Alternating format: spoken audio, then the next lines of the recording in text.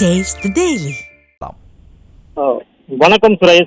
அதாவது திமுக ஆட்சியில் வந்ததிலிருந்து தொடர்ந்து பல்வேறு பொதுமக்கள் தொடர்ந்து போராட்டத்தில் ஈடுபட்டு வருகின்றனர். இந்த நிலையில் மதுரை மாவட்டம் முஸ்லாம்பட்டி அருகே செல்லம்பட்டி ஒன்றிய பகுதிகளில் சுமார் 100க்கும் மேற்பட்ட ஏக்கரில் நெல் அறுவடை செய்யப்பட்டு வருகிறது. இதில் நாட்டார்மங்கலம் கிராமத்தில் நெல் கொள்முதல் மையத்தை கிராம மக்கள் இணைந்து நடத்தி வருகின்றனர்.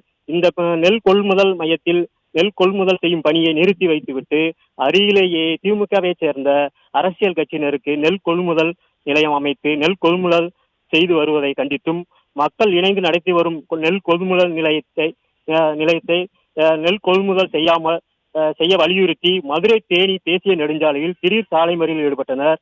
இதில் பாதுகாப்பு பணியில் இருந்த உஸ்லாம்பட்டி டிஎஸ்பி சந்திரசேகரன் தலைமையிலான போலீசார் சாலை மறியலில் ஈடுபட்ட 50க்கும் மேற்பட்ட பெண்கள் மற்றும் 150க்கும் மேற்பட்டோரை குண்டுக்கட்டாக கைது செய்து அழைத்து சென்றனர்.